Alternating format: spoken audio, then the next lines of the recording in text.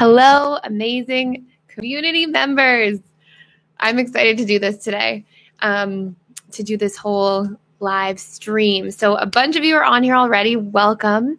If you guys want to take a moment and share anything about yourselves for a second, or your name, or who's here, I would love to know.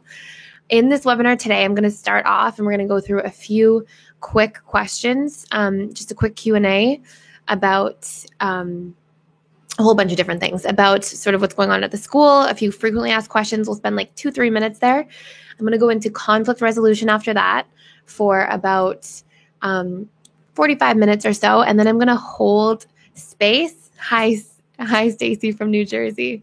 I love hearing people's names and just connecting a little bit. I'm going to put that there. Okay. So hi, Nicole. Thanks for being here, you guys. So I'm going to go through as well. And wow, hi from Sweden, Leona. That's a pretty name.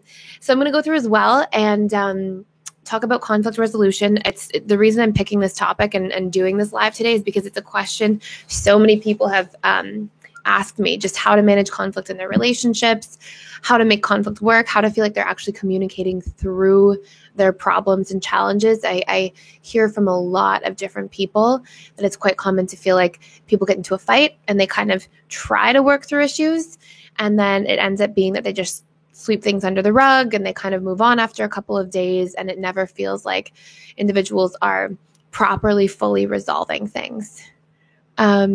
Wow. Hi from South Africa. And hi, Jemo. Hi, Michelle.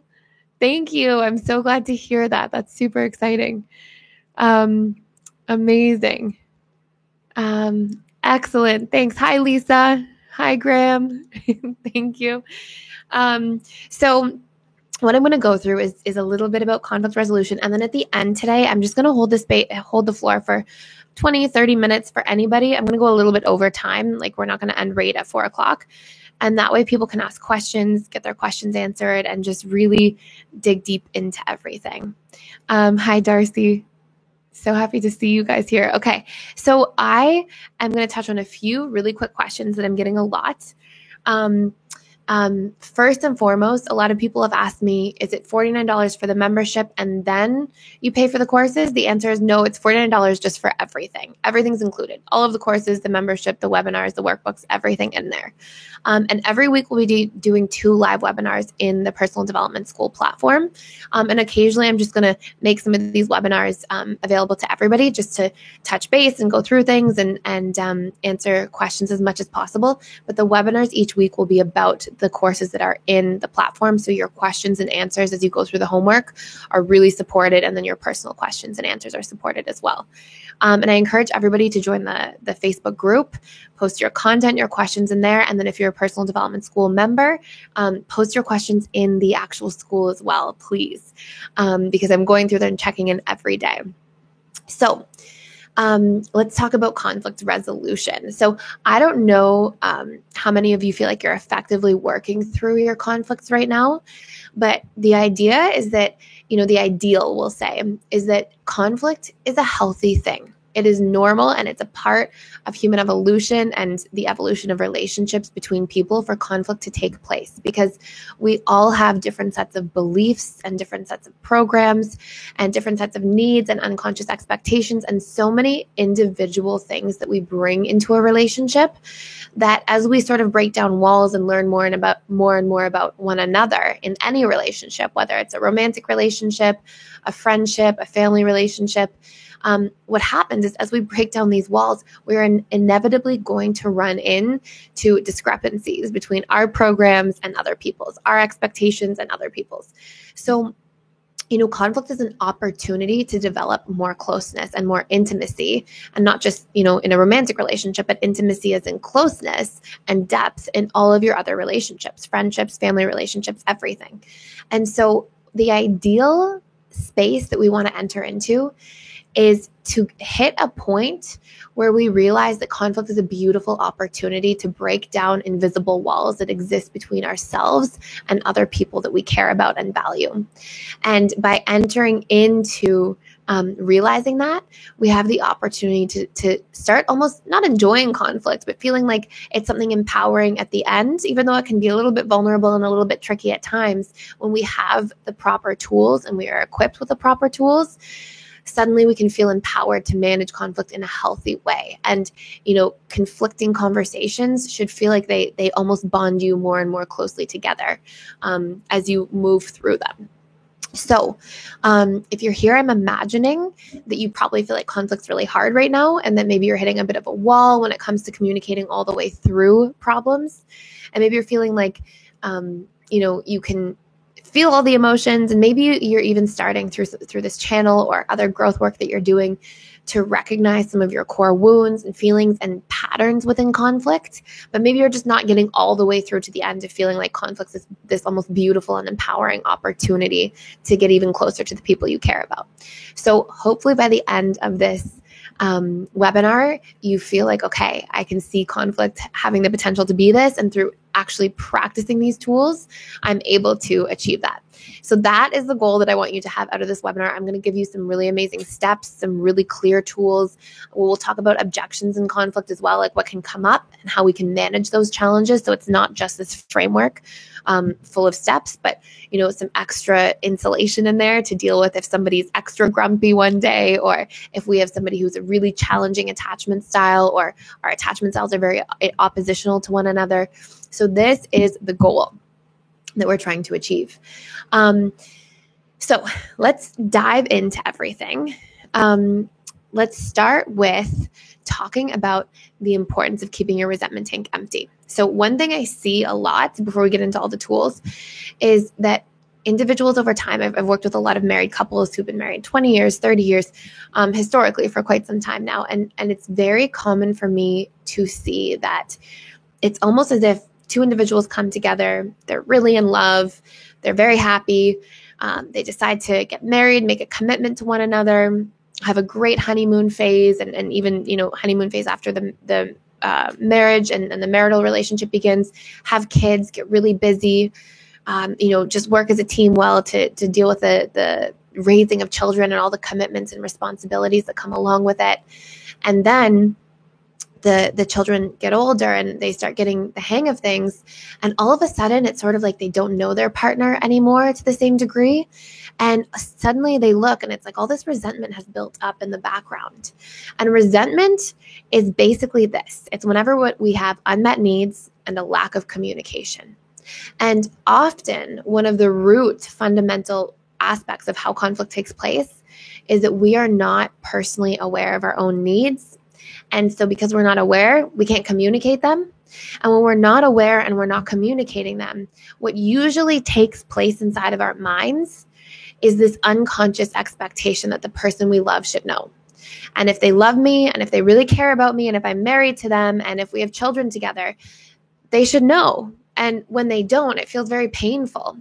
And, it's challenging to see this because it's really unfortunate. These our resentment tanks can sort of build up so much over time because there is this lack of communication. There is this lack of self-awareness, awareness of the other. And then when we start to unravel it, there can be years, if not decades of work to unravel. And it doesn't take years or decades to do that work. But, I mean that some of these resentments are dating back for years or decades between people. So our goal in a relationship, and seriously, this is a very feasible goal when you have the right tools. The goal in every romantic partnership, or even in any relationship you care about deeply, a very close friend, a best friend, a colleague who you're very, committed to in a working relationship, maybe a business partner, something like that, or any family relationship, period, your children, your parents, your siblings, the goal should be to keep your resentment tank empty. And sometimes people will be like, how is that possible? It's possible when you have the proper tools for communication. So when we don't communicate, we build this resentment over time, and eventually this bleeds into intimacy, desire, and connection in romantic relationships is huge. There's a massive correlation between a lack of intimacy in relationships, like physical intimacy, sex, even just physical affection, like hand holding, cuddling, hugging, a lack of these things, and our resentment tank. There's like this correlation. The more resentment you have, the more you are probably struggling in the intimacy area. And maybe most importantly, the more it becomes challenging to be vulnerable. Think about it. We don't want to be vulnerable to the people that we have resentment towards. We're too busy trying to protect ourselves. And vulnerability, in my opinion, is one of the most important, maybe the single most important feature that keeps romantic love alive in a relationship and keeps close connection alive in our friendships and family relationships. And the reason for this is, think about when you look at, you infatuate with somebody, you're dating them, and you look at that process unfolding, and you meet them and you start dating them. And in the early or initial stages, you probably really like them. You have all this infatuation and attraction and feelings.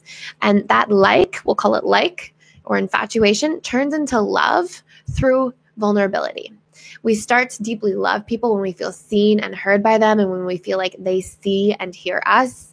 And when we open ourselves to them and show ourselves to them and our parts, and they see us at our best and our worst, these are all the aspects that build sort of the deeper roots of what love really is.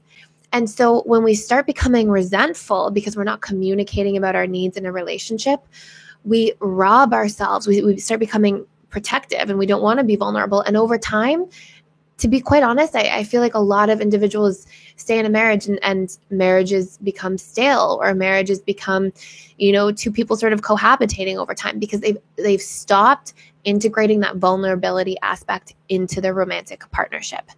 And the same thing, we can grow apart from friends, or we can, disconnect from family members over time if there isn't that vulnerability taking place. And so we want to have active strategies and tools to keep vulnerability alive. But in order to get there, we first have to clear out the resentments by having the conversations about our feelings and our needs, and understanding people's perspectives and core wounds a lot more effectively. So this is what we're really going to get into today. So I'm just going to take a moment and check in here and look at some of the comments and everything. I'm going to go through a ton of thank you, Pascal. I'm going to go through a ton of questions at the end, like really deep questions about everything, but I'm just going to check in from time to time. Hi, Ginger, and hi from the Netherlands. Wow. Knoxville, Tennessee. I love Tennessee. Hi, Linda. That's so cool. I appreciate you being here. And Jillian and Anna and Andres and Edith. Wow, from Austria. So cool. Thank you guys so much. So, and Darcy, what's the best way to figure out our attachment style? So, so Darcy, I can tell you right now, if you feel like sometimes you fit into the anxious and sometimes you feel like you're the avoidant, you can look at what your attachment style is. Hi, Brian. By looking at the ratio, let's say you're an unhealthy attachment style to a certain degree. You can tell that you're not secure because you feel like you identify with the anxious side. Then when you look at your ratio between how often you feel anxious to how often you feel avoidant, that's basically going to place you on the spectrum. That's a really quick, easy tool. There's more to it than this, but that tool is sort of my go-to rule of thumb. So if you feel like you're anxious 80% of the time and avoidant 20%, you're not just anxious. You're probably you're probably on the fearful avoidance side of being anxiously attached. And if you feel like it's 50-50, you're probably right in the middle. You're probably much closer to fearful avoidant. You experience a lot more of that ambivalence, that distrust, a lot of those challenges. So I hope that's a good way of gauging for you. Hi, Nicole. For Q&A, fearful avoidant doesn't want to be in a relationship again. Doesn't feel good enough, like he can provide anything in the relationship. Think he will say no to friends. It's too painful. What can I do? It's a tough situation. Thanks, Nicole. I appreciate that. So, hi, Lonely. Aw. How much vulnerability should you show to a possible partner? These are great questions. Okay, so I'm going to answer these two questions, then we're going to keep diving into the conflicts. I'm going to check back every so often and do like a huge Q&A at the end. But I'm going to read this question out loud. So, my ex-fearful avoidant partner doesn't want to be in a relationship again. He says he doesn't feel good enough or like he can provide anything in the relationship. I think he will say no to friends as being too painful. What can I do? So number one, make sure that this is a healthy relationship for you. Make sure if he's saying, I don't feel like I'm providing, I don't feel like I'm doing enough, that might seriously just be all his fear and limitation and limiting beliefs from the past and core wounds. But just be sure too, if the relationship's challenged, that you're not trying to just hold on to something to not feel pain. So check in and ask yourself, is this the right relationship for me long term? 5 years looking back from this point exactly, how will I have wanted myself to feel and show up in the relationship? How will I have wanted, what will I have wanted myself to do at this tipping point of making a decision? Will I have wanted myself to keep going back towards him? Or will I actually, am I just avoiding pain, and will I actually feel happier by not being in the relationship long term? So just do an honest check-in with yourself first. And it sounds like you do want to be in this relationship. So we'll go based on that for now. The next thing you can do is validate him. Get him to look for where he is good enough, how he is good enough for you, what value he does bring into the relationship, and pick specific examples. The mind responds to specific pieces of proof. So when we're trying to communicate to other people or validate ourselves, we need those specific pieces of evidence. And the reason is that every single memory is colored with emotion. So when you have that conversation, all of your memory literally has emotion attached to it. So somebody will be more likely to feel what you're saying. And it's those feelings that impact our decisions. Neuroscience has proven every single decision we make is actually based on emotion.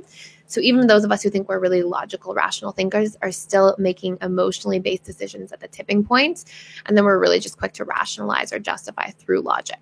So that's number one. And then validate him, ask, and then tell him what you need.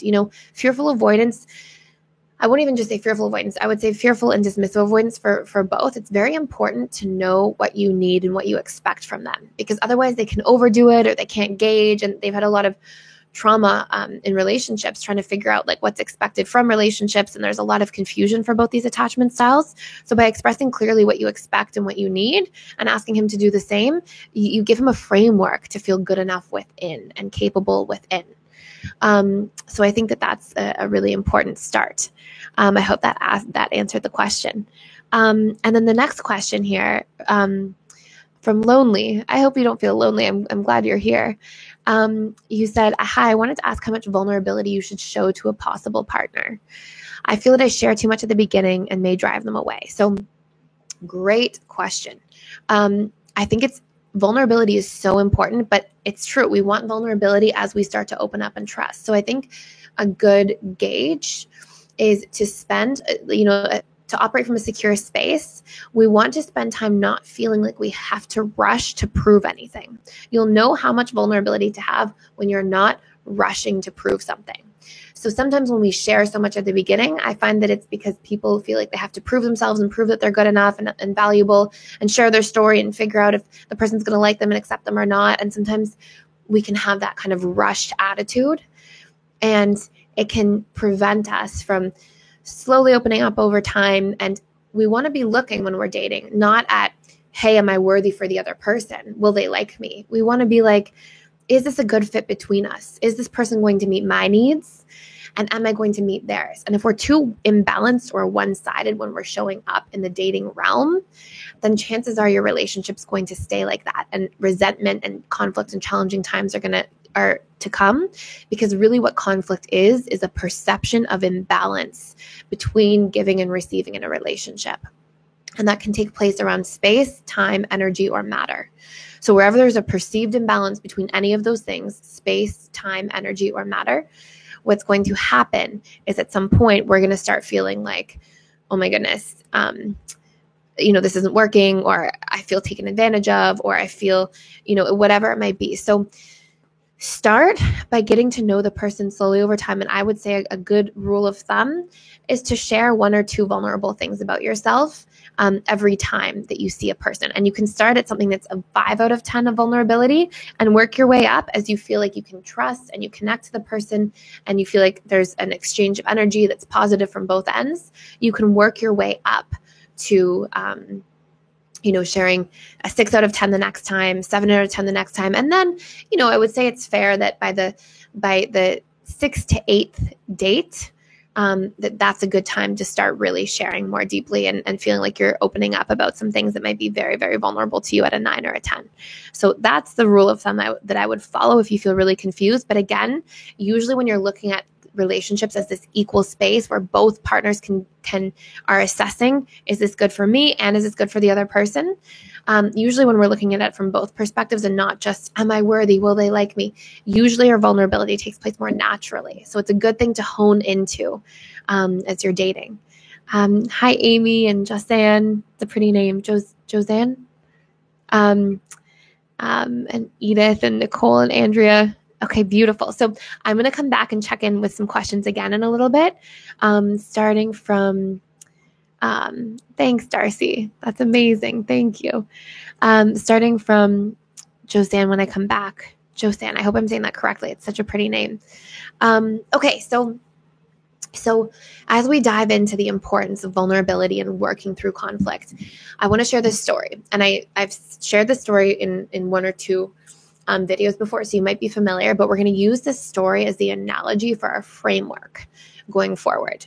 And the reason I love this story and use it so often when I'm explaining conflict to people is because I feel like it's sort of the perfect illustration of something that we all do and may not realize that we're doing. And if we don't break through this first thing, then conflict, in my opinion, is basically impossible to resolve. I don't even know how we can deeply resolve conflict at the root level. Maybe we can sort of get over it or move past it or choose forgiveness or things like that. But it's very difficult if we don't break through this first piece. So the story is of a couple that I worked with years ago, and they came into my office, and the wife, there was a husband and wife, and the wife was very angry about the clothes on the floor. She was like, my husband always leaves his clothes on the floor. I've asked him not to. And she was so mad. She was one of the angriest people I've ever seen in my office at the time. Her hands were like shaking. And I remember being surprised that, I was taken aback, like, oh, wow, she's really upset over something that, it's clothes on the floor. I was surprised to see that she was so angry. And as she started to get really angry, her husband started to really withdraw. Like, you just saw him sort of shrink and become very small. His body language changed, and I could just feel it, like his sadness in the situation. And so, here's this woman, and she's 10 out of 10 angry, and her husband's 10 out of 10 sad, or maybe a 9 out of 10 sad. And that they're not talking about the laundry being left on the floor. Like, this 10 out of 10 of anger and upset isn't just about clothes being on a floor. So I asked this woman, I said, so what do you make it mean about you when he leaves the clothes on the floor? And she goes, well, he disrespects me. I'm disrespected by my husband. And I asked him, I said, and what do you make it mean when she starts getting so angry? Because it was when she began to get so angry that he started becoming very sad. And he said, well, she must not love me very much if she's this upset over something so small when I try so hard to do many, many other things for this marriage. And so here are two people actually fighting about feeling disrespected and unloved. And they're trying to solve the problem by talking about the clothing left on the floor. And so what's happening when we're in conflict, whether we are consciously aware of it or not, and this is the first step that I want you to notice, is that when we're in conflict, we are making conflict mean something. Okay, so we're taking a scenario and we're applying our individual meaning to the scenario. Now, this is not mutually exclusive to having the need. It doesn't mean, just challenge and work through your story of feeling disrespected and don't care about the clothes on the floor. Both are extremely important. And we're going to get into the needs part and all of this in a little bit. But first, I want you to notice that needs are what cause pain. Unmet needs are what cause pain. Pain should never really go above a 4 or 5 out of 10. The stories we tell or the meaning we give to our unmet needs create suffering. So pain is the story we have around the suffering. And when we don't peel back the first layer of suffering to fully get to the needs, then we get really confused about what our needs are. And I'll give you an example. Let's say that you are really mad about something that happened at work. You might think, when you haven't moved through your story first or identified and isolated the meaning you're giving to the situation at work, you might think that your need is to yell at everybody in your office because you're in suffering. You're really emotional and you feel everything, and it's strong and it's erratic and it's painful, and you just want to react and get it off your chest, out of your system. And so you might think at that time that your need is to yell at everybody. But once you work through your story and you're like, wait, I need to feel like my colleagues hear me and understand my point and opinion, then you can, let's say you pull back your story, and maybe your story was everybody thinks I'm not good enough and everybody's talking about me. And then maybe you realize that's not actually 100% true. and it kind of gives you a little bit of emotional relief. Then you want to go into the need, and the need might be to feel heard and understood by people. And by you originally yelling at everybody, you're not going to get heard and understood. It's going to take you further away from your actual need.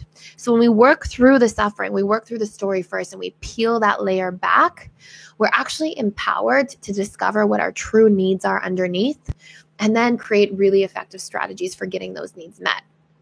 Okay, so that's sort of an important piece to note here.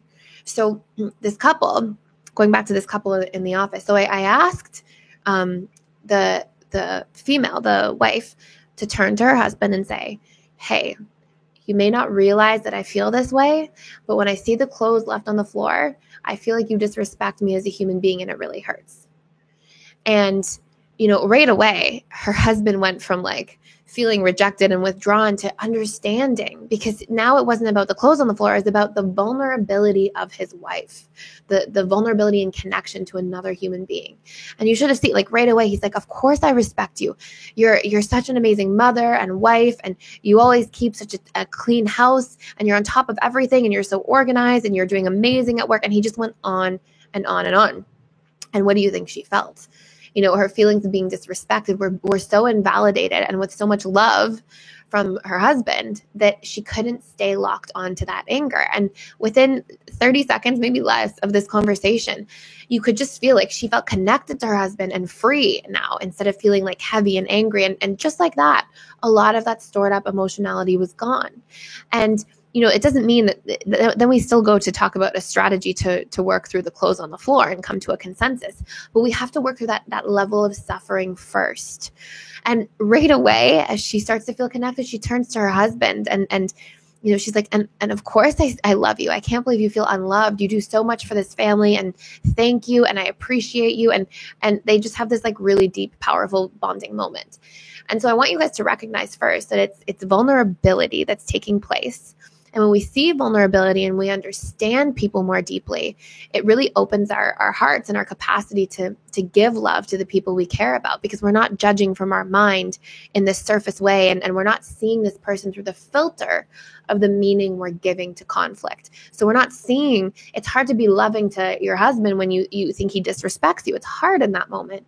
And it's hard to be loving and even want to pick up the clothes, for your wife when you're feeling unloved. And so we have to work through that layer. It's an absolute necessity for connection and for so many other aspects of a relationship. And think about for a moment, when you see like a baby or a little child or a little puppy, or, when there's that vulnerability, we're naturally open to just giving and showing up and being present and holding space, because that vulnerability is what opens us and what really connects us to those sort of deeper levels of who we are. So, I see so many amazing questions already. So I just came back to the live picture. So if you guys have a moment, and you want to talk about meaning that you notice that you give to conflict, I would love to hear it. I think it's really great to share, because I find it helps a lot of other individuals like really share and connect with what they're feeling. So if you can take a moment. Hi, Shadow Play in the Woods. Cool. I'm so excited to hear that. That's amazing. What advice do you have for avoidance with little to no relationship experience but want to get married? Great question. Okay, so I'm going to come back and answer all these questions at the end in chronological order, but these are some really amazing questions. So hi, Pedro. Good to see you here. So if you can take a moment and talk about what meaning you tend to give to conflict. And to make this question very clear, a way of looking at this is, what are the patterns of what offends you most around conflict? And what you'll actually see is that we all have individual patterns of meaning that we're giving to things. So some people will feel disrespected all the time, and that really charges them or triggers them. Some people feel not good enough. They feel like they're criticized by their partner, and that causes them a lot of pain. Some individuals feel unworthy of love, and so they try to hold on when they're in conflict. Some individuals feel like they're alone or excluded, and that feeling can really, really hurt. See, beautiful. You guys are already giving amazing answers. I feel unheard or disregarded. Beautiful. I feel unlovable when I'm questioned. I feel mine is about being desperate to be heard too. Beautiful. And so these are great. And as you're writing these things, my conflict with my husband often means all he thinks about is himself. So what I hear, beautiful, is I'm not important. I don't matter. Okay. Now what you'll see is these themes are all actually core wounds. And there are 22 core wounds that we all experience. And if you trace conflict down deeply enough into the subconscious, you'll see that everything relates to one of those core wounds. And I won't name all of them right now because I don't want to go too far off topic, but it's I am unheard, I am unseen, I am misunderstood, I am unsafe, I am not good enough, I am disrespected, I'm unloved, I am unworthy. And we have these baseline wounds and meanings that we give to conflict that can become very, very painful. And so you want to identify what yours are, and what you'll notice, which is really interesting, is that these core wounds have been running for a long time. These core wounds, the patterns of conflict, the patterns you feel in conflict now with your spouse or your loved one or your family member that you're always in that same conflict with, or a friendship, those are usually core wounds that go all the way back to childhood experiences.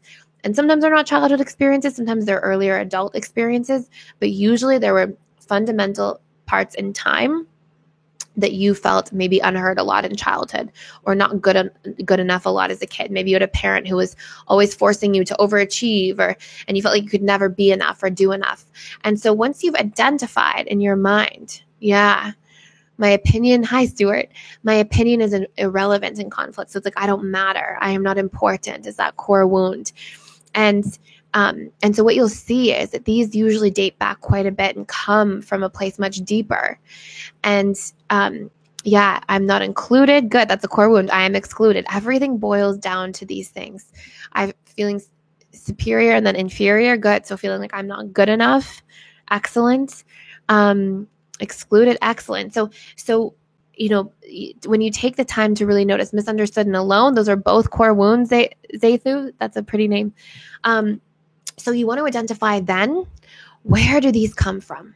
Okay. And you're not going to do this while you're actually in conflict. You're going to take a second and notice this now, because it'll give you a bit of a breakthrough of awareness. Like, oh my goodness, I've been feeling like this for years. Or, oh my goodness, my mother always made me feel like this. Or my brother always made me feel like this. Or my teachers at school, or other kids on the playground. And when you look very closely, you'll see that there are always deeper roots. So just take a moment and notice that. Okay.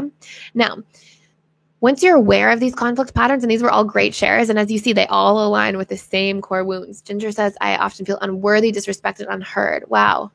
Excellent. Excellent job, Ginger. I feel like you're doing the emotional mastery course already, because you've got the whole pattern out there. You've got how you respond. You've got your actions. You've got your belief patterns, your thoughts, your emotions. Good job. So amazing. I feel unloved, not good enough, unheard. Okay. Okay, well, my dear Megan, if there's physical abuse, it's so important to get out of that relationship, honestly, as quickly as possible. I know that's probably very, very difficult to hear, but I just, it wouldn't be right not to say that. So I would be looking at an immediate exit strategy, and maybe speak to some family or friends who can take you in for a little bit there. But I think that's really, really important to be aware of. So unheard, unimportant. So take a moment, notice these patterns. And Megan, if you want to reach out to me via email, I can send you a bit of an exit strategy plan there, because that's very important. And I hope you're okay. So as you find these core patterns, what you'll notice that these belief patterns tend to show up in lots of different places. So they might show up in work for you. They might show up in home. They might have historically showed up in school when you were in school. They might show up in all these different pervasive patterns. Usually these are core wounds that we all have. So we have a whole course at the school about how to reprogram core wounds. It's like the emotional mastery and belief reprogramming. I'm not going to get into it too much today, but I will have like lots of upcoming content. I think I have a video on YouTube right now that talks about subconscious belief reprogramming. But it's a very, very, very powerful and important thing. So notice those core wounds that you have. Notice where else they show up. Notice how painful they are. Notice how you act when you feel them, and just take inventory. Write them down. And if you're inside the school right now, the most intense, to the point, powerful transformation for core wounds is the Emotional Mastery and Belief Reprogramming course. So if you haven't started with that course, I would go in there and make that the next course of priority, because it's so powerful and it really helps you shape your perception on how to deal with so many different challenges that come up in life. So back to this conflict resolution. So we recognize, right, like the couple with the laundry on the floor, that it's the meaning we're giving that's creating the suffering. And so a great question to ask yourself all the time is, what am I making this situation mean about me? So when you're in pain, notice that. And then, practice questioning it a little bit. Can you absolutely know with 100% certainty that, let's use the woman and the husband and wife for a moment. Could she 100% know with absolute certainty that because her husband leaves the clothes on the floor that he doesn't respect her, right? Could it be anything besides him not respecting her? And, things like he's just very forgetful. Things like, he has negative programming from childhood. Maybe somebody always picked up after him, and his subconscious mind expects that. So even though his conscious mind is trying, his subconscious mind keeps forgetting, and that he has to do some work on creating better habits until they're ingrained subconsciously. Could it be, all these different things? And when the husband felt unloved, could it be anything besides his wife actually not loving him because he leaves the clothes on the floor? Could it be that his wife is just really hurt right now, and his wife is in pain, and that pain's showing up and getting projected into the relationship? And so, think of how much more suffering we cause ourselves to think that, the person you love disrespects you or doesn't love you. And sure, there will be times where these things are true, and they are 100% true, but they're very rare, believe it or not. And usually what the mind is doing is it's giving meaning to situations based on unresolved wounds from the past. And so what happens is your mind is like a reprojector. Your mind goes like this. Let's say that you're bullied as a child on the playground in school. And let's say that you make it mean that people don't like you. And you store that meaning because your subconscious wants to hang on really tight to it so you can remember that people don't like you, so you can avoid people and protect yourself and stay safe, because your subconscious mind is wired for safety. And then let's say, years later, you've never worked on that core belief. You didn't know it exists in your subconscious. And then you go to a networking party in your 30s and you walk into the room and you look around, and that belief will start producing patterns of thought. Things like, people will judge me here. People are going to look at me funny. I shouldn't be here. I'm not good enough to be here. People are going to gossip about me tonight. Oh, look, those people are looking at me. They're judging what I'm wearing. Look, those people. And that all those patterns of thought are actually just subconscious strategies to protect you from the potential of threat, because you experienced painful things in your past. Your brain reprojects the likelihood of these things happening in the present or future, and then reacts accordingly. And then the toughest part of this is when your brain is doing this, your brain is also most likely to find that that belief becomes a self-fulfilling prophecy. Because think of how you act when you go into the networking party thinking and feeling those thoughts. Those thoughts happen. They produce emotions like anxiety, panic, fear, resentment, frustration. And how do you act to new people? How do you respond to new people in a room? Strangers, when you're thinking and believing those things, right? It's very hard. You withdraw, or you become shut off or closed down. And then your brain's like, see, people don't like me. But maybe people sometimes are just picking up on you being withdrawn, and they can feel that and notice your micro expressions and body language, and they respond to you accordingly. So it's really important we know some of those core wounds and beliefs, and we work to repattern them. But we're going to stay on like these conflict steps. So a really great tool. So step one, actually, I'm going to finish explaining this for a moment. And then we'll go into the steps for conflict resolution and identifying these patterns and our feelings and needs and all of it. And then all these tools to make this happen. Okay. So, those three sentences. So ultimately this couple, they learn to start saying in their relationship, hey, when X happens, okay? So for example, when the laundry is left on the floor, when the cupboard's left open, when the gas is left empty on the tank, whatever it is, when fill in the blank happens, I interpret it as you saying, and then fill in the blank again. So for example, when the laundry is left on the floor, I interpret it as you not respecting me, or you basically saying to me through your actions, I don't respect you. I then feel hurt, and this is what I need instead. Okay? So what this does, and why this is very important to be structured this way, is that when we're children, all of our stored subconscious associations to conflict, all the feelings we have around conflict in childhood are basically largely negative. I can't say all negative, but when you're a child and your parents way bigger and stronger and they're in charge, you basically always lose conflict.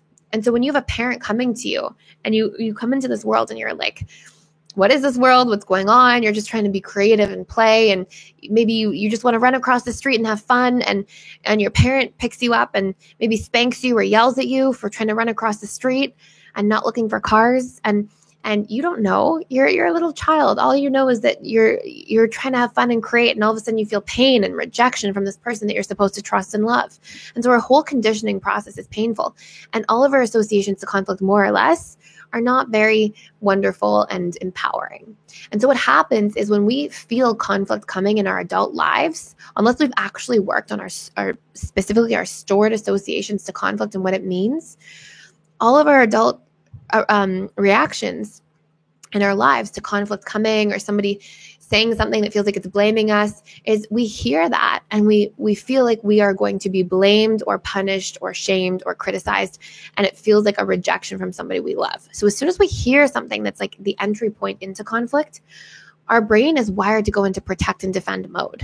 So it's gonna go into fight or flight really quickly. And when we feel like somebody's coming towards us to give us a criticism and begin a conflict, we stop hearing them. The vast majority of us, again, unless we've done some like really specific reprogramming work on conflict, the vast majority of us just shut down and go offline and don't hear our partners. And so what we need to do if we want to be heard by our partners or by the people we love is we need to find a way of communicating that doesn't trigger that activation point in other people. So we need to find a way of communicating what we feel and what we need without it sounding like a blame or a shame or a criticism, so that it doesn't trigger the person to go into fight or flight and stop listening. So does this make sense so far? Because we're about to dive into the steps in just a moment.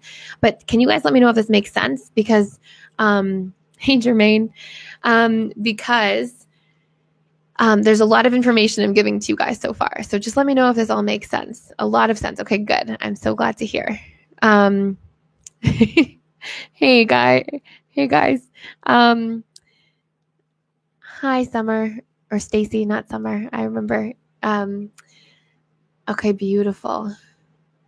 Oh, you guys have so many great questions already. Okay, good. So this makes lots of sense to you guys. And I'm going to, perfect. Awesome. Thanks, Stuart. Similar, Jillian, similar. There's some overlapping pieces. What I've actually done here is pulled a bunch of conflict communication tools and then principles and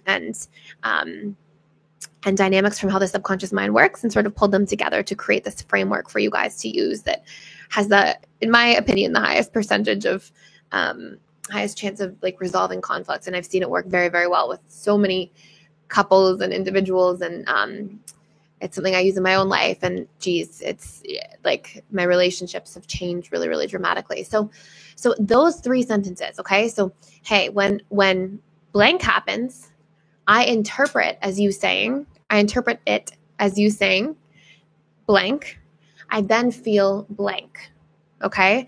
Just those three sentences get you heard without you tripping that fight or flight mechanism in another person, so that you're less likely to fall into this space where things are not going well, everybody's pushing each other's buttons, everybody feels triggered. So it's really important to operate within that dynamic, okay? This is sort of a first step. And then we go into what we need and how to get that need met, okay? And this gets you heard, and it gets you hearing yourself, because I can't tell you how often, and maybe you guys can relate to this, how often I see individuals just feel bad and don't know why they feel bad. They feel offended by their partner and they talk about the thing that their partner did because they didn't know themselves what was activated within them. And if we don't know within ourselves first, and I've been here, so I deeply understand, it's all we see is the cupboard left open and we're like, I can't believe it. And we get so frustrated or sad or angry or hurt. And we have to go underneath and we have to begin talking about the actual things that are causing us pain and suffering. Okay. And if we don't, then we make it really hard for ourselves. And then it feels kind of like the world's out to get us, right? Because we're like, I told, and think of the difference too between if you say to your partner, why do you always leave the clothes on the floor? Stop doing it. It makes me so mad. Versus you say to your partner, hey, when the clothes are on the floor, I interpret as you saying you don't respect me, you don't respect my time. And it's painful for me. And it makes me feel really hurt. What is more likely to get you hurt? You can feel the difference, right? And one has that vulnerability component, which is something that naturally opens us instead of closes us, because somebody's coming from their interpretation. They're saying, in my reality, this is how I take it, not this is what you're doing. And then we go into the needs. Okay. So, I hope that all makes sense so far. And what this does is it changes patterns over time, because the subconscious mind remembers things the more emotion is attached to them. Okay. Now, there's something that impacts this, and it's called the ironic processing theory in psychology. So when if I say to you, don't think of the pink elephant, what happens? You think of the pink elephant, right? It's like, you can't not imagine a pink elephant in your mind. And so, what this illustrates is that the subconscious mind doesn't speak that well through through negative language, like don't. It doesn't really hear the word don't or stop doing that, or, instead it just thinks of the pink elephant and visualizes that thing. So when you say, don't leave your laundry on the floor, and there's an emotional imprint attached to that person's subconscious mind actually picks up and is almost like getting suggestions that say, leave the laundry on the floor. As crazy as that is, it's how it works. And so we want to say what we're feeling. And then instead, the suggestions that the person's receiving into their mind, the imprint that's going to happen is, oh, the laundry on the floor makes my partner feel disrespected. And we feel about that if we empathize, which the vast majority of us are great empathizers here, I imagine. And we feel about that. And then that's the stored association. Instead of that just programmed association of the laundry on the floor, and then the subconscious just acts accordingly. So it's really important that we shift in the right direction. And then we follow that imprinting up with something that says, and keep in mind, it won't be like this deep imprint immediately, like repetitions required. Usually it's sort of like this, and I won't go too far off topic, but the subconscious mind is reprogrammed through repetition plus emotion. So repetitive, positive conversations will program over time new habits between partners in a relationship. And the more emotion is attached, the faster the reprogramming process gets sped up. So an analogy, so you see it, is like, we can have no program at all around how it's unsafe to be in a car, and we can drive thousands of times and feel totally safe and normal. And then we can have one negative experience in a car, and suddenly, just because the emotional imprint can be so strong, suddenly we feel unsafe in a car. So we can get new programs immediately through very strong emotional associations. And that's part of like what I teach in some of the other courses, like how to use those principles and tips and tools to really reprogram. But those are some like really basic principles behind the scenes that are really helpful to know. So going back to this, so those 3 steps make a huge difference. So now I'm going to go through, those 3 sentences. Now I'm going to go through the steps, and I'm going to give you this overall hierarchy of the steps for conflict resolution. And then I'm going to go back and break them down so that they become really tangible for you. Okay. So first and foremost, when you go through this, you want to practice this ahead of time. Don't do this in the moment. Write this on paper first. I highly recommend it, because with conflict resolution and proper communication, we have to be batting really high, because everybody's mind has so many stored triggers and negative associations to conflict itself. So when we really want to get heard, really want to get understood, really want to have like a beautiful, healthy resolution, we do need to practice first. Okay. So write on paper as I go through the steps. I highly recommend getting a pen and paper. I'll wait for just a second in case you want to grab a pen and paper, or even pull something up on your computer and just type some stuff out. So first and foremost, okay, think of a very specific isolated conflict that you want to resolve in your life. Okay, so we're not going to apply this to general conflict because you'll have different meanings for different types of conflict. So step one, when this conflict took place, what did you make it mean about you? Okay, and take a second and write out what you made it mean about you. And then again, remember, we're going to go through the steps. You can write all this down, and then we're going to break the steps down and apply them at the end. Okay, so think of some of those core wounds that everybody was mentioning. Okay, unheard, unloved, disrespected, not good enough, unworthy, rejected. Okay, and it doesn't even have to be a core wound. It can just be painful thoughts. I thought that my partner would leave. I made it mean that the person was leaving. And the core wound for that is I am alone or I am abandoned. But you can just find those thoughts that are really painful. Okay. Number 2, I want you to question that story. And this is the peeling back of the suffering. Remember, we said pain is are the unmet needs, and suffering is the story we tell about the pain or the meaning we give to those needs not being met. So just question it. And sometimes the story will be true, but more often, to give you a stat, there was a study done at UCLA that said that 90% of our emotional state and the way we feel about our lives basically is based on our subjective interpretation of experiences, and 10% is the objective content. I would almost argue that when you really break it down, it's even a lot more, but they did a whole study, so I can't compete with that. But what that's saying is subjective interpretation means the meaning we're giving to things, right? So we want to start noticing what that is, okay? So question that meaning. Can you, just like the couple with the laundry, right?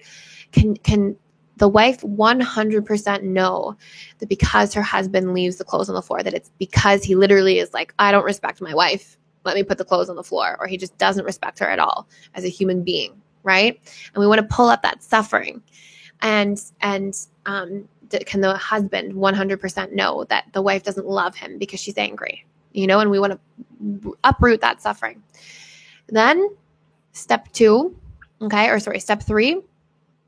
you then want to ask yourself the question, what is the underlying need that I would like to be met in order for me to feel better in this situation? So you've uprooted that story, okay, that you're unloved or whatever it might be, or disrespected.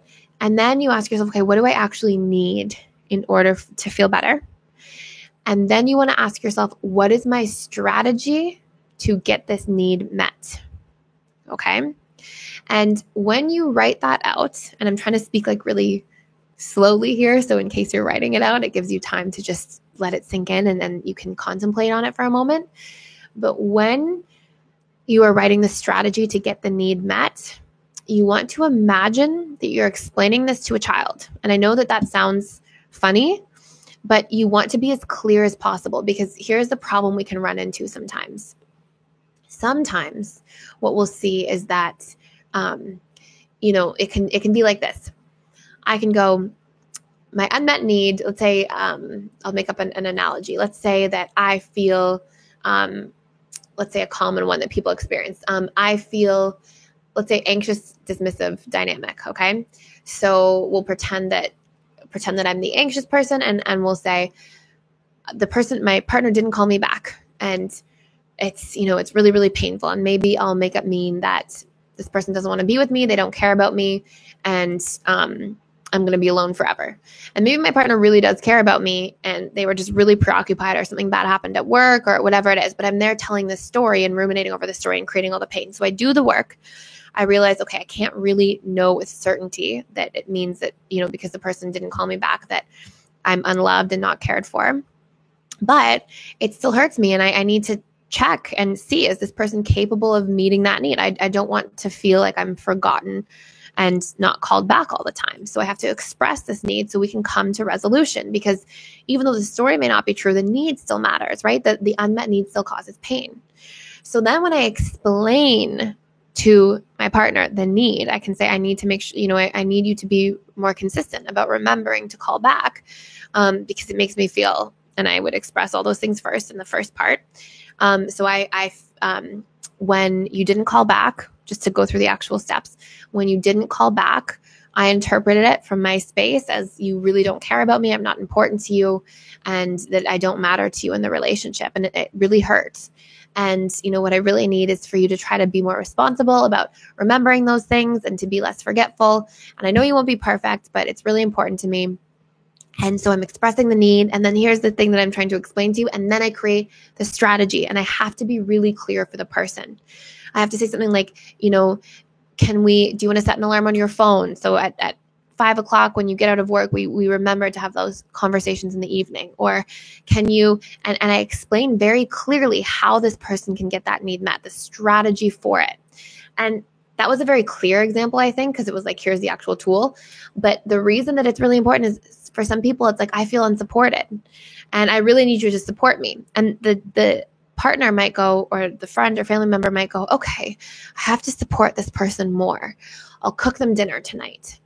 And the person who feels unsupported, their need for support, what the how is, the strategy to feel supported, they might receive support as talking on the phone more often, or having deeper conversations, or spending more quality time together. They may not receive a lot of love from dinner being cooked. They might value other things. So sometimes if we're not really clear about the need, we can just miss the mark. And somebody can even be trying to meet the need in one form, but because we haven't expressed the form that we need, that we need the need to take place within, we can miss the boat. And then it's really unfortunate, because sometimes I'll see couples and they'll be like, I'm trying so hard to give her support. And the woman will be like, you didn't do anything. And then, we drill into it, and it turns out, the husband or the wife have been trying for, weeks to do this one thing, and the other person doesn't receive love and support that way. So get really, really specific. Okay. And I recommend you write this all down ahead of time. So these are your steps for now. Does this all make sense to you guys? Hey, Adrian. So happy to see you here. How do you identify what you need to feel better once you're at that step? Excellent question. Okay, so again, I'm going to go back through all the questions, but this is a really relevant question to this step. So on the Personal Development School website, I have a list of needs. It's a feelings and a needs list. I bet most of you have it. And on, obviously, in the school, if you're watching this from inside the school, you have a feelings and needs list in so many different courses. So they're there almost everywhere. And it's a suggestion of what types of needs we can have. So sometimes it's to feel heard. Sometimes it's to feel understood. Sometimes it's for somebody to support you in different ways, to speak up more. All those different sorts of things. Okay. So yeah, you know what? I will write a brief summary in here for you guys. I'll type a summary in the chat and you guys can copy and paste it. Or you guys are all logged in. I know you guys are logged in. You're logged in. You had to create an account to get into the webinar. So I'll send an email out probably tomorrow at 5 p.m. I'll send an email out that has all these steps in a framework for you guys. I'll put a cute little worksheet together that just has these steps. I have another conflict resolution booklet, but it's like very, very detailed, and it's for an entire course. So I'm just going to summarize this at the end and go through it. So now I want you to write everything in those steps that I described. And I'm going to just tell you another few really, really important ways of breaking down these steps, and then a bunch of other important, really good tips and tools, just things you need to know about conflict, how it can come up, the potential objections, all those sorts of things. So step one, when things bother you about others in general, it's just like I was mentioning before, it's a great question to ask yourself all the time. What are you making it mean about you? Some common core wounds, like I was talking about, I'm not good enough, I'm disrespected, I'm unloved, I don't matter, I'm unheard, I'm abandoned or alone. And step two, you want to make sure that you're asking yourself, okay, like you're going through and questioning this very specifically. Can I really, really know this is true? And look for proof. Do you have any proof of how your partner loves you or cares about you? Do you have any proof for anything other than your really, really painful story? And again, remember, we're peeling back that first layer of suffering so we can then go into the actual unmet need and identify that pain. Okay. Some common needs, for, a sort of rule of thumb that you can apply. But again, just seriously go and get the needs list off the website, because it's super comprehensive. It'll give you all the needs that you need. Or if you have it you're a member in the school, just go through the course. It'll be in so many of the courses, all of the attachment style courses, the emotional mastery and belief reprogramming course. It's not in the guilt and shame course. It's in the personality needs course, the self-sabotage and procrastination course, all so many of them, because it's so important for us to reference our needs in so many different situations. But common needs, we'll need to feel heard, we'll need validation, we'll need reassurance, we'll need connection or quality time, we'll need to feel respected and cared for, we'll need to feel prioritized, we'll need support, to feel supported, we'll need to feel loved, heard, all those sorts of things. There's about 70 main needs that we have on that list. So then again, you ask yourself, okay, what's a strategy to get this need met? And you get really, really specific. So when I say specific, I mean like if you want to feel validated, tell the person how validation is received by you. I feel validated by words of affirmation and compliments. I feel validated by you letting me know that you're in this relationship and you really care and you're not leaving or going anywhere. I feel validated by X, Y, and Z. And what you'll find is that by expressing your feelings and needs, some people, we think, right? Because when we're children, we try to express our feelings and needs. Usually they're not really heard or respected by our caregivers because our caregivers are they know better sometimes. They need to, give us a tough time if we run across the street without looking for cars. They need, some of those things. There's also conscious conditioning now, which is like a way better approach so that we don't have to go through so much pain and trauma in classical conditioning, which is the punishment reward system. But I think of so many things at once, and then I try to cram everything in all at the same time. I'm going to stay on track. But it's really important that we take the time to express very clearly how the need can be met for us. Okay. And that we give the person we love and care about really clear direction so they can get the need met. The really important thing I want you to remember is that if you do this, and we feel like, oh my gosh, it's scary to express the need. And what if the person rejects me? Because again, in childhood, we felt like those needs were rejected a lot. What you'll see is that these things, when we do them well and we go through the steps and we come with a calm, your demeanor counts. So if you come and you're like, I feel like you, if we come and we use the word you and we create that blame feeling, it's not going to work because you're going to trigger that activated part in that individual that says, oh my gosh, you're attacking me and I'm going to defend, right? That those program stored associations to conflict will be activated in the person that we care about and we're trying to resolve these things with. So as you're going through this whole process here, make sure that your attitude and how you show up is kind and genuine and thoughtful and well thought out and calm. Okay, so the person doesn't really have the opportunity to get triggered because it way boosts your chances of properly getting heard and resolved. So we think a lot of the time that we're going to express and it's going to be scary and hard, but I have person after person after person tell me things like, yeah, I expressed myself and I thought that my husband or my wife or my child or my mother was just going to reject me and that it was going to be an awful outcome. And it was actually really good. It went really well. And they're surprised. We feel a surprise because, again, our programmed stored associations in childhood are like, it doesn't go well. It's scary. And give yourself the opportunity to heal that because it really doesn't.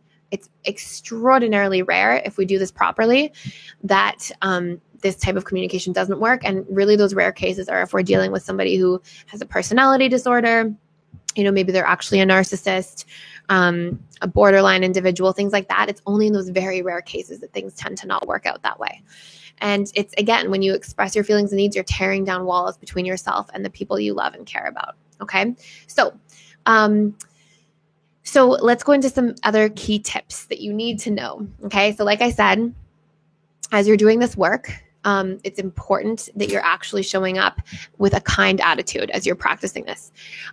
Another thing that's amazing to do that I suggest doing if you're really new to this is to dump what you think their potential triggers are first on paper. Let's say you're dealing with somebody who's like a little bit more reactive. Maybe they don't have a personality disorder or anything like that, but maybe they have a hot temper and, they're not a good listener or they're super afraid of conflict and they just shut down and run away. Dump their concerns on paper first. This is just for you. Don't do this if you don't want to. This is just to increase your chances over and over of getting heard and understood.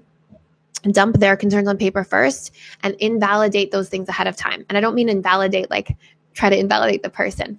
I mean invalidate like as if you're going into a debate and you know what the person's debating points are going to be, and you kind of, I don't want to say annihilate because it's such an aggressive word, but you like debunk those things ahead of time. We're applying that same idea to conflict resolution so that we stay connected with our partner. So for example, I was working with a couple once, and the woman felt very unheard by her partner, and her partner was like physically abandoned by his parents in childhood and put in foster care. So he had like a really big abandonment wound, and they had been dating and they were sort of falling in love and things were going really well. But it was right at that time in the relationship where they were getting closer and closer, and these little conflicts were starting to come up. And like as the relationship was evolving. And so what happened is the female in the relationship would try to say something like, hey, I want to tell you about something that I'm feeling, and this kind of bothers me a little bit. And she was trying to come in and have a conversation. And the male in the relationship would keep saying things like, you're just going to leave anyways. It's fine. Just leave. And she would be like, oh my gosh, I like really care about him, but I can't communicate to him. And so this example helps so much. It's like all she had to do, and I told her to do it, and it tweaked their communication very quickly, very effectively. All she had to do is say, hey, I start off with validating, hey, I'm really, really caring about you in this relationship. It means so much to me. I feel like things have been going really well. And there's one concern that I want to express because I feel like as we work through it, it'll bring us closer together. And it's something that's been sitting on my heart or, that's in the back of my mind. And so by framing it ahead of time like that, she's basically saying, hey, I come in peace. I'm not going anywhere, right? I'm here to become closer to you, not to abandon you. So because she knew that he had this abandonment wound ahead of time and that's how he was going to react, she could basically insulate that and debunk that out of the gates, out of respect and care for her partner, but also most specifically out of finally being able to increase the opportunity for her needs to get heard and seen and understood. Does that make sense? So this bonus framework that I'm giving you is like you can dump your concerns onto paper first and then dump theirs. So that you work through your stories first, then you express how you interpreted it and what you need, get really specific with the strategy, and then and you've questioned it obviously, and then you can start off and when you go to actually communicate and you've cleared up your part's really clear, you've done all those steps, you can add in at the beginning. You can just say, whatever their core wound is, if they're not good enough, you can say, hey, you're more than good enough and you're such an amazing person. And here's what I'm feeling in this type of situation. Okay, so I hope that makes sense. So you're invalidating whatever triggering you think could happen on their side first. Again, you usually don't need to do this. It's just if they're like an extra challenging individual, or if you just want to like start off by learning these tools and ingraining them and taking your communication to the next level right at the beginning. Okay. Other really cool tips. Try to understand the sponsoring intention behind people's actions. It's really easy to be like, they left the laundry on the floor when we look for what might be going on inside of them that leads to that. And let me suggest how they can tweak that. So for example, let's say, in that situation with the husband and wife and the laundry, the husband was like overworked. He was like overdoing things, he was working full time, trying to launch a business, trying to still be a dad and all these different things. And he was taking on all this responsibility. So he became even more forgetful. And, when we try to work through and create resolution, we have to target like the deepest roots of what's going on. And so it's important to look at it from that perspective. Again, it just increases the chances of like seeing the solution all the way to fruition. You're going to have to see your needs through. This is a really important thing. Just because you're vulnerable and do this once, what most of you will likely see is if it's a partner or a loved one, you'll see that they start and they do really well for a while and they remember what it is that you're telling them and they react and respond positively and take action. And then they forget. And it's normal. It's because it's not an ingrained pattern or habit in the relationship right now in their own mind. So don't personalize that, but see your needs through and remind them. For example, you might say, hey, remember we had that conversation and we talked about, how I feel in that situation when you leave the clothes on the floor.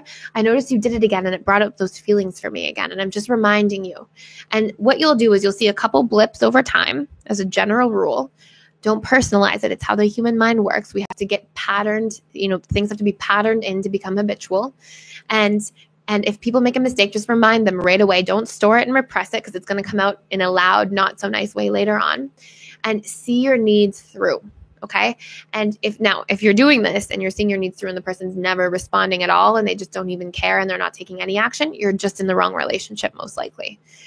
Because when we care about people and we're coming from a balanced place, even if we're not perfect, we put in the effort if we're hurting somebody. So another couple quick tools, and I'm like a little over time because I want to go to the questions. So I'm going to just share a couple really other quick tools, and then I'll tell you the steps one more time, and then we'll go into questions. Confirm, ask the person, hey, does that make sense to you? Do you see why I would feel that way? Like if you were in my shoes, can you understand why I would feel disrespected? If you're in my shoes, can you understand why I feel unloved? And talk about those key points, because when we confirm something, the person that we're communicating to, they have to go inside themselves and find an answer. And when we do that, it's actually linked to better memory retention. And then use connective language at the end. So you can say, I think we can solve this together. I think we can break down this wall so it doesn't come back up again. Are you on board to try to do our best around the situation? And using connective language like together, we, our best, these collective words makes the other individual feel like this isn't a you versus them, but it's, your partner or your loved one is not your enemy. You're having this conversation with good purpose and good intention. And you can always ask for them to use the same framework and practice the same steps when they're in pain. Okay, so write this down if you haven't already, but I will send an email out to you guys that have just a little short version or worksheet here. So number one, and in case you didn't, your email should be in here. Just in case if you don't receive something from me by 5:00 tomorrow with the steps, feel free to email me at Thais@personaldevelopmentschool.com. I have a team who checks in there and goes in there and makes sure everything's good. So, and updates and response to email. So you can always go in there in case you didn't put the right email in the account, or I'm not sure if you had to use your email to sign in. So in case I don't have your email and you want the worksheet, just feel free to email me at that time tomorrow so I can make sure you have it. So step one, when you're in conflict and something's upsetting you or triggering you, the very specific conflict, ask yourself, what am I making this mean about me? Okay. And then question the story. So you peel back that layer of suffering. Can I 100% know that it's true? Then ask yourself, what do I need to feel better? So this is step 3. Story, isolate it, find the meaning, question it, look for proof of otherwise to really get that feeling equilibration happening. What do I need in order to feel better about the situation? How can I get this need met as effectively as possible? And you can create a strategy. Okay. And then you explain that to your partner. And again, you can add in those little bonus steps like find your partner's wounds that you think could be triggered and talk about those ahead of time so that you build rapport and you get heard more easily. Use connective language, ask for understanding, confirm that they heard you, etc. So this is an initial really powerful framework. There is a lot more to learn about conflict resolution, but in my opinion, when I just see couples and they apply these steps, there's major transformation really quickly. So what I'm going to do now is go up and start going through the questions and just go through some of the Q&A and talk about and just see where you guys are at and what's going on and any questions that you have. So will you guys leave me a yes for a second if this makes sense? Because I want to make sure that everybody has a good handle of this. Because I know that I give a lot of content in short periods of time. I'm a little bit known for doing that, but I try to really deeply explain it through examples and stuff. So just let me know. I think a lot of you will have a pretty good handle on this. So I'm going to go up and I'm going to just look through some of these questions here. Starting from, where was it? I'm just going to start chronologically and then, hey, Brene. Okay. Hi, Brene and Andres and Edith is still here. Okay. So Josanne, this is where we were leaving off at. So why do dismissive avoidants have a hard time committing to a serious relationship when they can act like a real while casually seeing someone? So I think you mean, Josanne, they can act like they're very connected Well, they're casually seeing somebody. Is that what you meant by that? A hard time to commit? The reason the dismissive avoidant is a hard time to commit is because all of their stored subconscious associations to vulnerability and intimacy in childhood were really painful as a general rule. So if there was a lack of emotional attunement and connection in the dismissive avoidant's early life, especially if it was like very young, 0 to 2, which is when our initial attachment style develops, but it can then be changed and influenced and impacted over time. So really, we look at the whole childhood to really get a clear impact of where we are at coming out of childhood, because it plays such a major role in our personality and programming. But when we are in childhood, the dismissive avoidant, when they're a child, we all have a biological fear, which is the fear of abandonment. So when a caregiver is neglectful emotionally and not tuned into the child and doesn't respond to them when they're crying or doesn't feed them and can know that, like, hey, maybe the crying is an expression of their hunger, or, you know, maybe they leave them in a crib or another room at night and the child cries for their caregiver and they're just not responded to. What the child learns in their brain is that, wow, me expressing my emotions doesn't work. My caregiver is not attuned to me, and I constantly feel afraid of abandonment because the lack of emotional attunement is perceived by a child as abandonment, or the potential for abandonment to occur. And so the child goes into like this fight or flight state a lot at a very early age. They feel like they have to fend for themselves, and they build more positive associations to self-soothing than to ever believing or trusting that somebody else would soothe them. So as a result, a lot of the dismissive avoidance programming is basically like, vulnerability feels terrible. I didn't have any good associations to feeling vulnerable. Opening myself and connecting deeply to others and expressing my emotions didn't work. And so, but when I was alone, I felt safer and I felt better. And so when they enter into a relationship, they're basically being asked to give that up, their trust in themselves and their ability to self-soothe, and that being able to protect themselves from feeling vulnerable again. And that's scary for a lot of dismissive avoidance. And that's just their programming. So it can be reprogrammed over time. They can do work on their attachment style. There are things that partners can do to be supportive in those situations. But ideally, the dismissive avoidant shows up and is doing that for themselves. So great question. At what point would you, Edith says, at what point would you say that a relationship with a dismissive avoidant partner and anxiously attached doesn't work out? My dismissive avoidant boyfriend is always annoyed with me. Okay, so great question. It's not working out when you're applying tools and trying to communicate more effectively and expressing your feelings and needs and working on yourself and opening up and bringing better strategies and tools to the table, which I imagine you are if you're showing up to these courses and webinars and watching the YouTube channel, and your partner's not meeting you halfway, or you're not noticing any progress out of your partner as well, or they're not responding. That's when we know, hey, if I'm showing up and I'm doing my part and I'm trying different things and applying different tools and the person's not willing to work with me, in my opinion, professionally, that's when I start feeling like there's not hope for the relationship to a certain degree. But, you know, you're not going to be perfect right away. If you see blips of change or somebody trying to respond, or you see these things happening, and even if it's the most gradual little bits of change, then you can count on things working. And it's when we flatline for very long periods of time, or somebody's not responsive, or they're not showing up or trying to do anything, that we know we're in a one-sided relationship. And if that's the case, then it's probably a relationship that's not healthy and that we're wasting our time with it, because ideally, two people need to evolve together in a relationship in order for it to thrive. Really great question. Okay, so next question. So Andres says, my partner is dismissive avoidant since discovering attachment styles and the characteristics that come with them. Now that we have the tools, should I expect my partner to open up right away? Great question. It continues.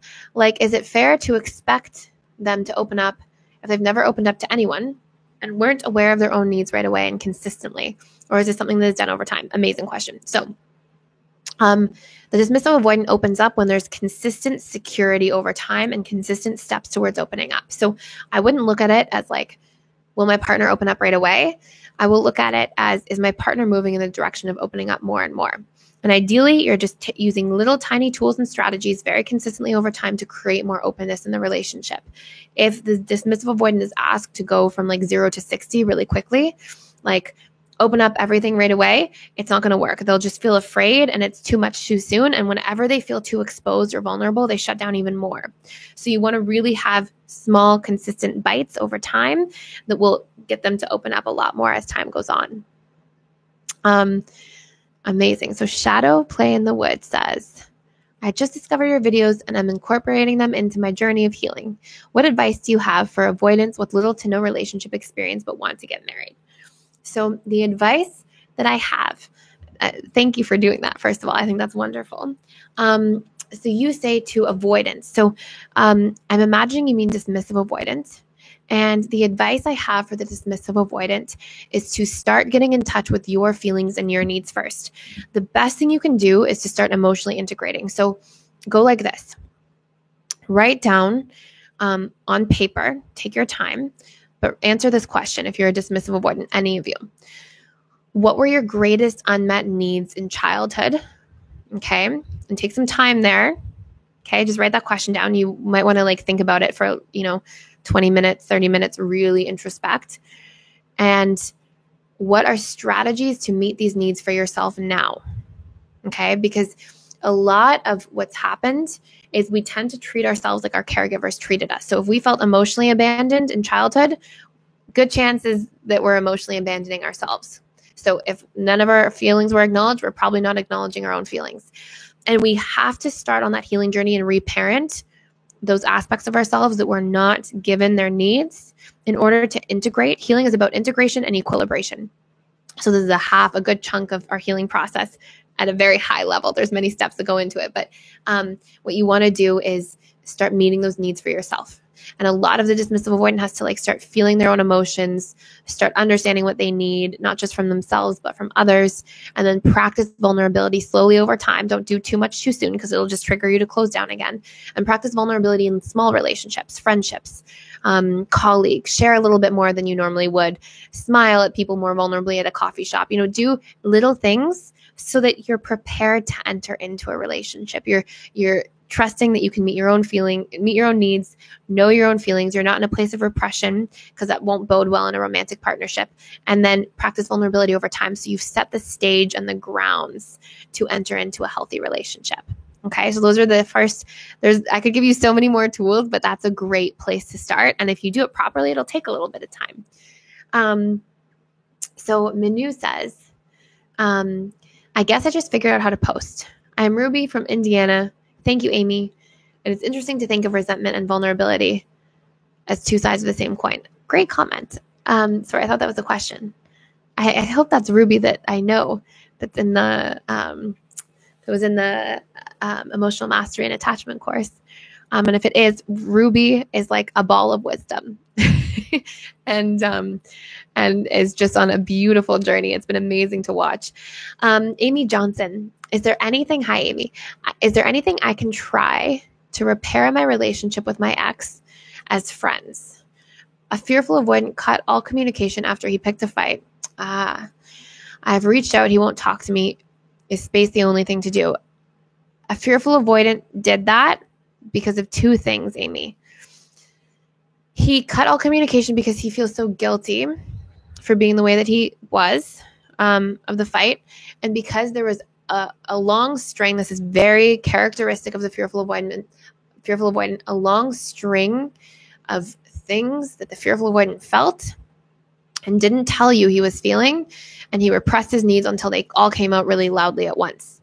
And so what you want to do is you want to ask you have to tell you this fearful avoidant, but make sure he's healthy. Don't just jump into the relationship. Make sure that he's available to take healthy action. But you want to tell your fearful avoidant partner that, hey, I realized from our conversation that there were a lot of needs that you have that obviously weren't met. But I also want you to know that I would have met them if you properly communicated them to me. And I'm here and I'm willing to work with you on things if you communicate them to me, but I can't read minds. It's not a lack of care. It's that I didn't know any better. And I would encourage you, you can obviously paraphrase this because I'm kind of just giving you the whole overview. You can say, I would love to have a healthy relationship where we both talk about our feelings and needs. And that way we don't run into these problems where we feel like we need to pull apart. And don't feel guilty. Don't feel ashamed. Things like that you want to touch on. So in some form, whatever way feels right to you, to tell the person as well not to feel guilty or ashamed. Because if your fearful avoidant goes like this, they hold things in, burst, feel guilty about it, and go back to and feel like, oh, connection's not safe, it's not okay. And really, they feel like their needs are unworthy of being met, so they don't talk about their needs and they overgive and then they underreceive, not because somebody's not a good giver, but because they're not telling you what they want to receive, and nobody's a mind reader. And then they get upset, and then they feel guilt for getting so upset because they feel guilt and shame easily. And then it's just this cycle. Okay. So I hope that answers the question. Okay. So Minu says, I've noticed that I have the need to, I think it's Ruby.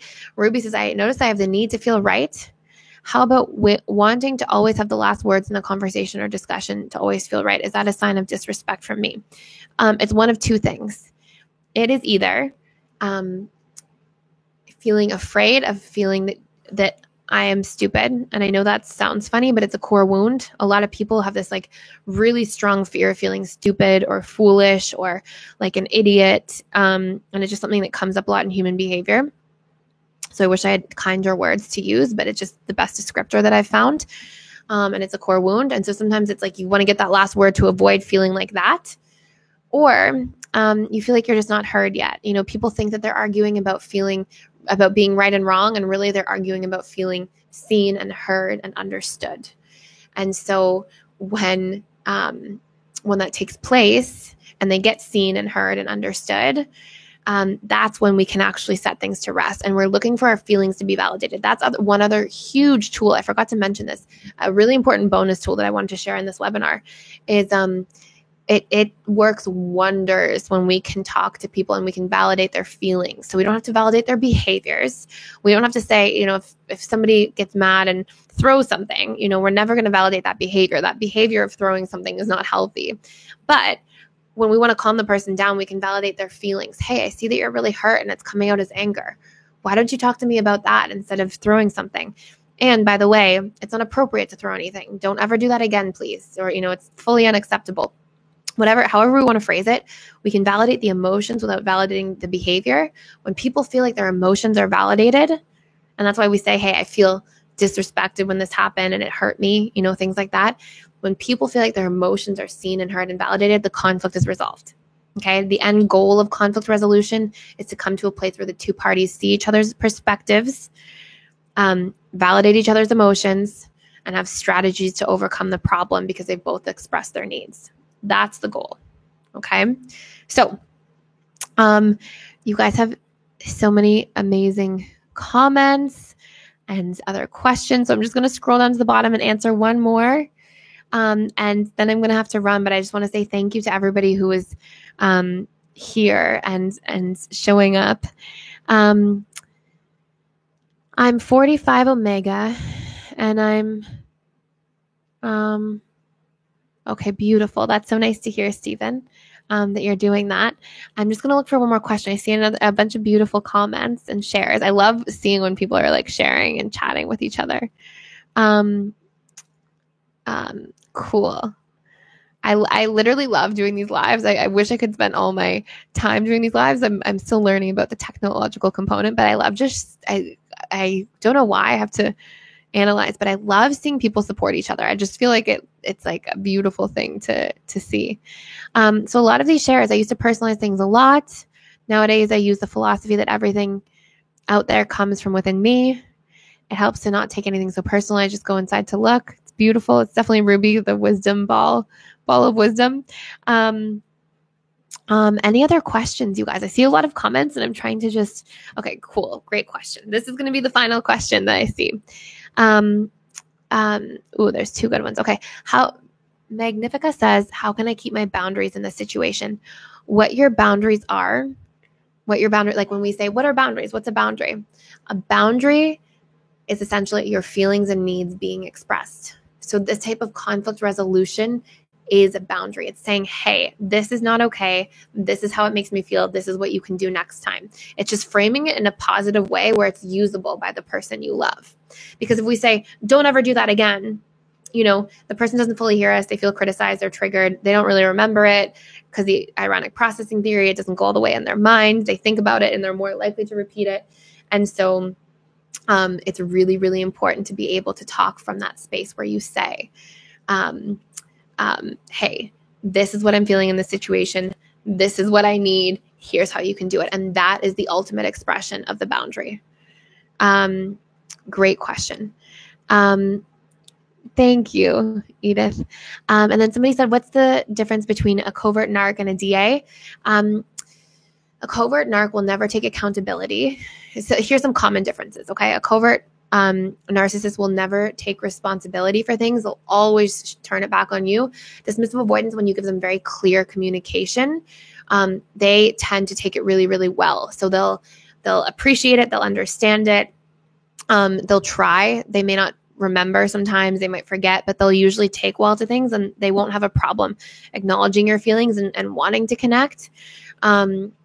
Narcissists also need an intense amount. They feel superior. Dismissive avoidance don't. Dismissive avoidance receive love through validation sometimes, but they don't need excessive validation. They don't need like, oh my gosh, I feel like I'm always the king of the world. A covert narcissist does. And they tend to try to get those needs met in covert forms. So they'll talk about how they're so smart in this area, or they'll do something that makes them seem so smart, or a lot of little strategies like that. Dismissive avoidants are not manipulative. They can be selfish sometimes. They can be takers because they're in more of fight or flight survival mode. They generally tend to take a bit more than the average attachment style. Not always, but often. It's common. But narcissists manipulate to get their needs met, and that's a huge one. And a lot of narcissists, covert or not, tend to think that people are jealous of them. Dismissive avoidants aren't really like that to the same degree. So I hope that all makes sense. I wish I could stick around, but I have to run at 4:30. A couple of you are saying, see the question above. But there's so many questions that I'm trying to look for. I don't see them. Sophia, I'm trying to look for Sophia's question. So let's do this. So Sophia's question, okay, everybody's asking for Sophia's question. Sophia, will you type your question one more time? And then I actually have to run in just a second after this. So Sophia, let's see your question. If you don't mind retyping it, it was at 22:09, but I don't see the timestamps for some reason. Sophia, okay, I'll share one other. I'll answer one other question until I see Sophia's. I'll answer one other question. Will you talk about WizTech? Hi, WizTech. I've seen your comments before on YouTube, I think, because I remember your name, WizTech. Talk about compatibility among various attachment styles. Oh, this is such a long question, like to avoidance. So I have all of this in the personal development school in so much detail, the different compatibilities between the two, the different challenges you'll face, the different needs that you have. I highly recommend going in there because this is a really big, long conversation. But what I would say is that all attachment styles will run into different problems and challenges. This can just be your rule of thumb. It's such a long question. But what I would say is that we can work through. So I'm going to give you like a strategy instead of an explanation of all of them, because literally it would probably take like 30 minutes. What I will say is that if every attachment style gets really clear on their core triggers, their core wounds, so the meaning that we're giving to things that I was talking about, those things like I am unloved, I am disrespected, and starts expressing their needs and then applying those conflict resolution tools that we've talked about here today by really working through those specific steps, okay? Making sure that you see your needs through, express them with a strategy attached to them, work through debunking somebody's wounds in advance, move through your story, all of those different steps, then really every attachment style challenge is surmountable. There can be other challenges that are beyond attachment style, like a partner cheats or something like that. And those can obviously take place and have a different set of tools necessary to work through. But if it's just between attachment styles, if you apply those tools, things are changeable, irrespective of what the compatibility or incompatibility is, because through discussion and talking about things, those things will come to the surface. And if you apply these tools, you'll get to a space of resolution. Okay. So I see it. Okay. What if an anxious expresses and an avoidant ignores? Okay. So number one, often the anxiously attached individual expresses and the avoidant ignores because there's built up resentment in the resentment tank first. So what's happened is dismissive avoidants are very sensitive to criticism. They take criticism very, very painfully. I like to think that the fearful avoidant and anxious attachment respond to behaviors the way the dismissive avoidant responds to words. So the fearful and anxious take behaviors like withdrawing, pulling back, ignoring, all those sorts of things very, very, very painfully, like the dismissive avoidant takes criticism very, very, very painfully. They sort of have like this inverse relationship, or I guess like opposing relationship with one another. If that's happening, first, you're going to do everything you can on your part. So the first action that I would take is to make sure you're communicating effectively. Because if you communicate, remember here we were talking about how we can trip the fight or flight response in one another because of our subconsciously stored associations to conflict from childhood. So what we have to be able to do is we have to be able to first make sure that we express in a way that doesn't cause the other person to be triggered. Often the dismissive avoidant ignores the anxious because they're triggered and they're too busy withdrawing and protecting to be fully available to listen. So first, we work on our conflict resolution using the skills and tools from today. Then second, what we do is we recognize if there's any change. We look to see if there's any change. If the individual is still ignoring, your chances of the individual still ignoring after you've applied these tools and worked through your stories and shown up in an effective way is very small. But if it does take place, then the person's not willing to work on themselves in the relationship. Either they don't have enough emotional investment or they have too many things that they still need to work through as an individual. And then I would put a bit of an ultimatum like, hey, if you're still not responding, I'm trying really hard here and I want to give this another shot. I want to work this through. But if there's no response and you're not willing to work on this with me, then at some point I'm going to have to pull away and leave the relationship. And so we don't want to become threatening. I would give it at least the rule of thumb is 4 to 6 weeks of consistency of showing up well, and of coming and communicating to the dismissive avoidant in a way that makes them feel safe, because the more safe they feel, the more comfortable they feel becoming vulnerable, and the more likely they are to take in these things and take them on in a positive way. But if we don't see any change at all or any accountability after 4 to 6 weeks, again, it's going to be that you're in a relationship with somebody that you probably shouldn't be at this time, who's not available. And then at least you have your answer. But I would say as a general percentage, if we apply these things really well, we work through our stories, we practice these tools, we communicate our needs effectively, we do so in a safe and congruent and consistent way, the chances of that happening are very, very small, maybe 5% or less, I would say. And again, this isn't like an actual statistic. It's just from the patterns I've seen over the years of working with different individuals. So I really appreciate being here with you guys.